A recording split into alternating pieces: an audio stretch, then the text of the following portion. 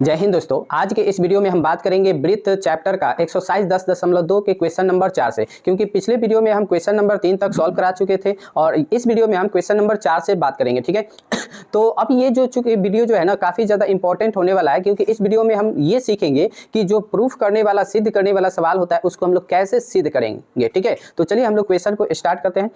देखिए, जो चौथा क्वेश्चन है, आपसे क्वेश्चन क्या कर रहा है कि सिद्ध करें कि किसी वृत्त के किसी व्यास के सिरों पर से खींची गई जो स्पर्श रेखाएं होती है वह एक दूसरे के क्या होती है, समांतर होती है। ये आपका क्वेश्चन कर रहा है। अब क्वेश्चन को आपको फिगर में ड्रॉ करके समझाते हैं कि फिगर इसका किस तरह से होगा। तो मान कर चलते हैं, ये एक आपका क्या हो गया, वृत्त हो गया, जिसका केंद्र जो है आपका O है, इसका केंद्र O है। ठीक है, अब इस से हम क्या करते हैं, एक व्यास खींच देते हैं, ऐसे व्यास, ये आपका केंद्र से होकर जा रहा है, तो ये आपका क्या हो गया, व्यास हो गया। अब ये जो व्यास के जो दो सिरा है, इन दो सिरा का कुछ नाम दे देते हैं, इसका नाम P, इसका नाम हो गया Q। अब इस व्यास के इन दोनों सिरा से दो स्पर्श रेखाएं खींची जाती है। यह एक स्पर्श रेखा हो गई और एक स्पर्श रेखा यहाँ पे हम खींच देते हैं। ठीक है, ये दो स्पर्श रेखा हो गई। इन स्पर्श रेखा का भी नाम दे देते हैं, यह आपका AB स्पर्श रेखा हो गया और यह CD स्पर्श रेखा हो गया।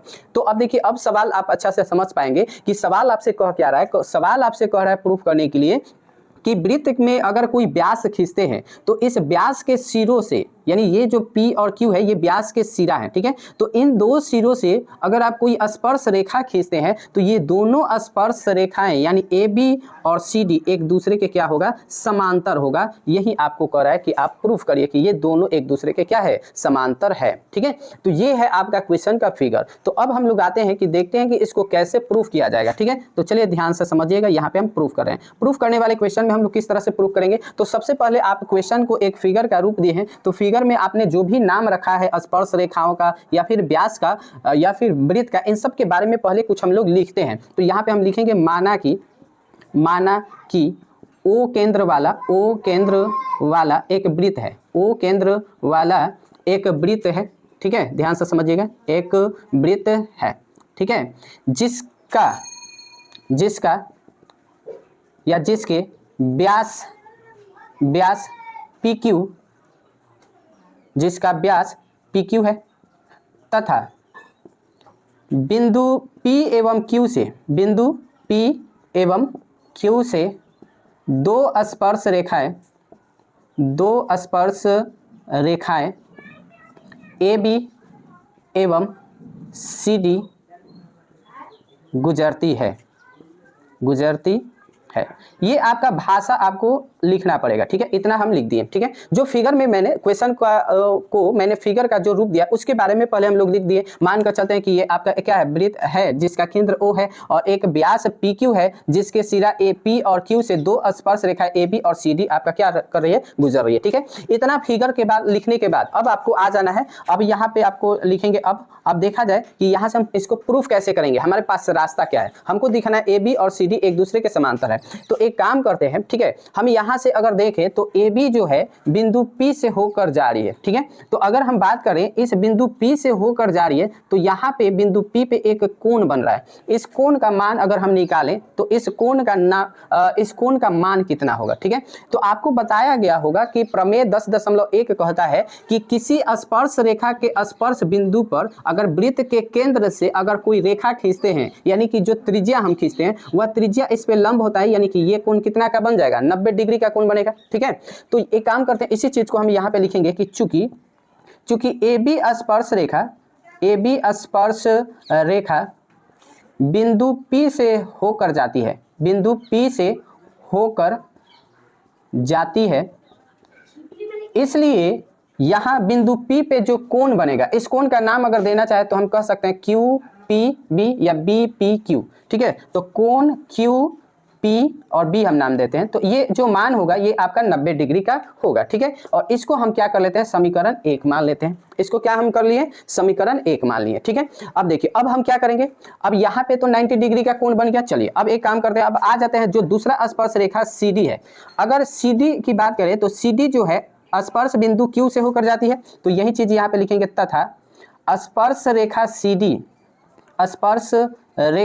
CD बिंदु Q से होकर जाती है, बिंदु Q से होकर जाती है। ठीक है, तो बिंदु Q से होकर जाती है, तो इसलिए हम कहें कि यहाँ पे जो कोण बनेगा, बिंदु भले स्पर्श रेखा CD जो है बिंदु Q से होकर जा रही है, तो यहाँ पे जो कोण बनेगा ये भी आपका कोण कितना का होगा, 90 डिग्री का होगा। तो इसलिए इस कोण का नाम देना चाहे तो हम कह सकते हैं CQP, ठीक है, तो एंगल CQB या PQC भी लिख सकते हैं। तो कोण PQC जो होगा आपका ये भी क्या होगा, 90 डिग्री का होगा, और इसको मान लेते हैं समीकरण नंबर 2। अब आपके मन में ये सवाल होगा कि सर आपने यही दो कोण क्यों लिया है, आप ये भी तो कोण ले सकते हैं, ये दोनों कोण ले सकते थे, ये दोनों कोण भी ले सकते थे, बिल्कुल ले सकते थे, ऐसा नहीं है कि ये दो कोण ले सकते थे, हमने तिरछा तिरछी कोण लिया। अब आपको तुरंत पता चलेगा कि ये हमने तिरछा तिरछी कोण क्यों लिया, ठीक है। तो अभी काम करते हैं, अगर हम समीकरण 1 और 2 से चलते हैं तो समीकरण 1 का भी RHS में क्या दिख रहा है, 90 डिग्री, और समीकरण 2 का भी RHS में क्या दिख रहा है, 90 डिग्री, यानी RHS अगर बराबर है तो इसलिए LHS भी क्या होगा, एक दूसरे के बराबर होगा। तो यहाँ पे हम कह सकते हैं समीकरण 1 व 2 से अगर चले तो हम कह सकते हैं कि यहाँ पे LHS में कोण QPB है, कोण QPB, और इधर LHS क्या है, कोण PQC, यानी ये दोनों कोण आपका क्या होगा, बराबर होगा। तो अब ये दो कोण बराबर हो गया, तो अगर आप यहाँ पे एक त्रिभुज का नियम देखेंगे, त्रिभुज में आपको पढ़ाया गया होगा कि दो समांतर रेखा को कोई तिर्यक रेखा अगर काटती है, ठीक है, तो ये जो दो कोण बनते हैं, यहाँ पे जो दो कोण बनते हैं ये कोण कहलाते हैं एकांतर अंतः कोण कहलाते हैं। और ये नियम है कि अगर दो रेखा समांतर रेखा है और उसको कोई तिर्यक रेखा काट रही है, तिर्यक रेखा चाहे सीधा हो चाहे तिरछा हो उससे कोई मतलब नहीं है, तो ये एकांतर अंतः कोण क्या होता है, बराबर होता है। और यदि किसी दो रेखा है और उन दो रेखा को कोई तिर्यक रेखा काट रही है और एकांतर कोण बराबर हो जाता है, तो ये जो दोनों रेखा होती है यह एक दूसरे के क्या होती है, समांतर होती है। ये भी आपका उपप्रमेय होता है। तो यहीं से हम कहेंगे कि अतः यहाँ पे हम ये जो यहाँ पे जो आया ना, तो ये आपका एकांतर कोण हो गया, इसको हम लिख सकते हैं एकांतर अंतः कोण, ठीक है, एकांतर अंतः कोण है, ठीक है। तो एकांतर अंतः कोण है तो इसलिए हम कह सकते हैं अतः में कि अतः आपका जो चूंकि लिख सकते हैं कि कोण QPB कोण PQC जो है एकांतर अंतः कोण है, तो एकांतर अंतः कोण है, तो इसलिए हमारा जो यहीं पे लिख दे रहे हैं जी, यहीं पे बात खत्म हो जाएगा। इसलिए हमारा पे जो ये आपका AB है, AB रेखा और ये जो CD रेखा है ये एक दूसरे के क्या हो जाएगी, समांतर हो जाएगी। दिख रहा है या नहीं दिख रहा है, चलिए दिख रहा है। तो ये दोनों आपका एक दूसरे के क्या हो जाएगा, समांतर हो जाएगा। ये एकांतर अंतः कोण से आपका क्या हो जाएगा, तो AB और CD एक दूसरे के क्या हो जाएगा, समांतर हो जाएगा। तो उम्मीद है कि आप लोग को समझ में आ रहा होगा। तो अगर प्रूफ करने वाला क्वेश्चन है तो प्रूफ करने वाला में बेसिकली हम लोग करेंगे क्या, तो सबसे पहले जो क्वेश्चन का हमने फिगर रूप दिया है उस फिगर के बारे में बस आपको लिखना है और आपको एकदम मेन पॉइंट पकड़ना है जिससे हम क्या कर सके, आसानी से प्रूफ कर सके, ठीक है। तो चलिए एक क्वेश्चन तो आपको बताएं, कुछ आइडिया मिल ही गया होगा। तो बढ़ते हैं हम नेक्स्ट क्वेश्चन की तरफ और देखते हैं कि अगला क्वेश्चन क्या कर रहा है और उसको हम किस तरह से प्रूफ करते हैं, ठीक है। तो चलिए तो अब हम लोग देखते हैं क्वेश्चन नंबर 5 और इसको कैसे प्रूफ किया जाएगा। ये भी प्रूफ करने वाला ही क्वेश्चन है। इसमें कह रहा है कि सिद्ध कीजिए कि स्पर्श बिंदु से स्पर्श रेखा पर खींचा गया लंब वृत्त के केंद्र से होकर जाता है, ठीक है। इसको फिगर में आपको समझाते हैं, देखिएगा। जैसे मान लीजिए ये आपका एक सर्किल यानी एक वृत्त हो गया जिसका केंद्र जो है आपका O है, ठीक है। इसका केंद्र क्या है, O है, ठीक है। अब ध्यान से सुनिएगा। अब वृत्त पर एक बिंदु कोई मान लिया जाए P स्थित है, यह बिंदु आप मान लिया जाए कि P आपका स्थित है वृत्त के केंद्र पर, और इस वृत्त स्पर्श बिंदु से कोई स्पर्श रेखा होकर गुजरती है, AB मान लिया जाए यह एक स्पर्श रेखा है जो बिंदु P से होकर गुजरती है।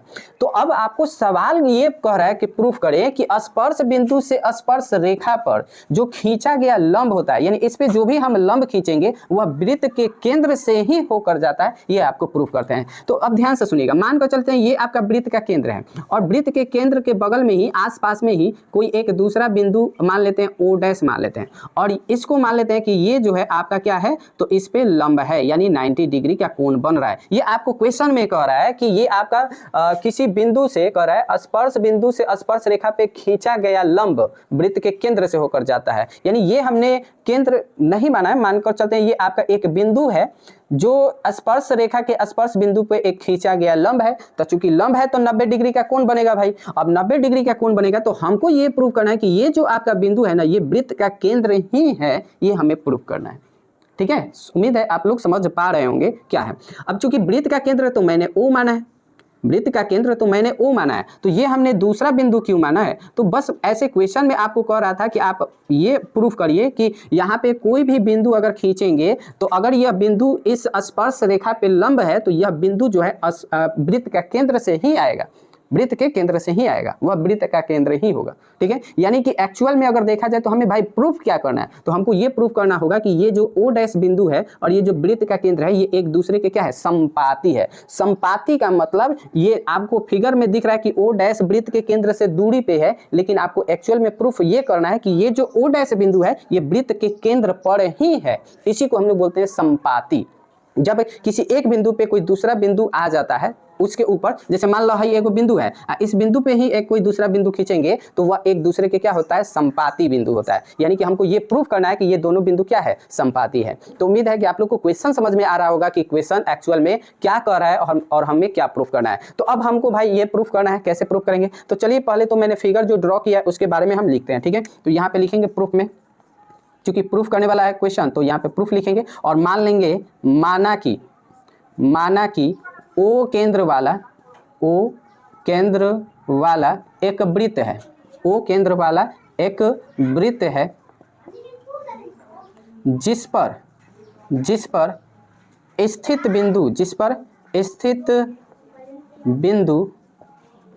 बिंदु P से AB स्पर्श रेखा गुजरती है। ये मैंने फिगर में मान लिया। ठीक है, कोई दिक्कत, हमने मान लिया कि एक आपका क्या है, वृत्त ओ केंद्र वाला वृत्त है और इस वृत्त पर एक बिंदु P स्थित है जिससे एक AB स्पर्श रेखा जाती है। ठीक है, तथा लिखेंगे, तथा पुनः माना कि ओ डैश जो है आपका क्या है जी, ओ डैश, यहाँ पे लिख देंगे पुनः माना कि ओ डैश जो है आपका क्या है और इस AB स्पर्श रेखा पे लंब है। यानी ओ डैश पी जो है आपका AB पे क्या है, स्पर्श है, भले लंब है। चूंकि ये क्वेश्चन में कह रहा है कि वृत्त में स्थित किसी बिंदु से अगर हम इस पे लंब क्या करते हैं, स्पर्श रेखा पे लंब डाला जाता है। ठीक है, तो ये हमने ओ डैश से एक बिंदु P पे लंब डाला है, यानी ओ डैश P जो है AB पर लंब है, तो लंब है तो हम यहाँ पे कह सकते हैं, यहाँ पे जो कोण बनेगा ओ डैश PB जो कोण बन रहा है, यह कोण आपका कितना का बनेगा, 90 डिग्री। क्योंकि क्वेश्चन में कह रहा है कि भाई लंब है तो 90 डिग्री का कोण बनेगा। तो एकरा के मान लो समीकरण नंबर 1। अब इसको समीकरण 1 मान लिए, तब अब क्या करेंगे, ध्यान से सुनिएगा। अगर हम प्रमेय, ध्यान से सुनिएगा, प्रमेय 10.1 से चलते हैं, वृत्त का जो प्रमेय है 10.1, तो इससे अगर हम चलते हैं तो यह प्रमेय यह कहता है कि वृत्त के केंद्र से जो त्रिज्या हम खींचते हैं स्पर्श रेखा पे, तो वह त्रिज्या स्पर्श रेखा पे लंब होती है। यानी कि हम कह सकते हैं कि OP आपका वृत्त की त्रिज्या है, तो ये इस AB स्पर्श रेखा पे लंब होगा। यानी कि आपका OP AB पर स्पर्श लंब है, तो लंब है, इसलिए एंगल OPB जो होगा ये भी कितना डिग्री के बराबर होगा, 90 डिग्री के बराबर होगा। ये भी आपका क्या होगा, 90 डिग्री के ही बराबर होगा। तो अब यहां से देखिएगा, अब समीकरण 1 और 2 से अगर चलते हैं तो यहीं पे थोड़ा सा मेन पॉइंट है, आप समझने की कोशिश करिएगा। समीकरण 1 और 2 से हम देखते हैं कि एंगल O'PB भी 90 डिग्री के बराबर है और कोण OPB भी 90 डिग्री के बराबर है। ठीक है, इसका मतलब है कि इन दोनों में आप देखिए ना, PB यहाँ पे O डैश है, यहाँ पे O है, इसका मतलब दोनों अगर 90 डिग्री के बराबर है तो ये पॉसिबल कब होगा, जब ये O डैश और O एक दूसरे के क्या होगा, संपाती होगा, यानी एक ही बिंदु पे होगा, तभी तो ये पॉसिबल है। जैसे मान के चलो यहाँ पे कोई ऐसे रेखा है, इससे हमने इस बिंदु से हमने एक लंब खींचा, तो ये आपका 90 डिग्री के बराबर है। अब यहाँ पे अगर कोई बिंदु अगर रखें और ये आपका फिगर में अगर आप देखेंगे तो ये कभी 90 डिग्री के बराबर होगा, नहीं होगा। लेकिन अगर कह दिया जाए कि यहाँ से जो बिंदु, इस बिंदु से जो आपका लंब डाला गया ये भी आपका 90 डिग्री का कोण बन रहा है, इसका मतलब ये जो बिंदु है एक्चुअल में यहाँ पे नहीं है, ये बिंदु यहाँ पे है। ठीक है, यही बात समीकरण 1 और 2 कह रहा है कि ये जो O डैश और O है ये अलग अलग नहीं है, एक ही बिंदु है। तो हम कह सकते हैं समीकरण 1 और 2 से कि O डैश तथा O जो है संपाती है। क्या है, संपाती बिंदु है, संपाती बिंदु है। तो अगर यह संपाती बिंदु हो गया, इसका मतलब कि यह आपका वृत्त के केंद्र पर ही है, यानी कि वृत्त के केंद्र से होकर जाती है। तो अतः हमें जो प्रूफ करना है, यह प्रूफ हो गया कि स्पर्श बिंदु से स्पर्श रेखा पे खींचा गया लंब वृत्त के केंद्र से होकर ही जाता है। तो अतः हम लास्ट में यही लिखेंगे कि अतः स्पर्श बिंदु से स्पर्श रेखा पर खींचा गया लंब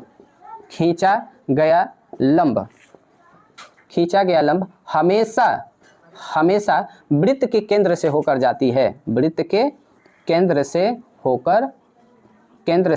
होकर जाती है। और ये हो गया भाई आपका प्रूफ।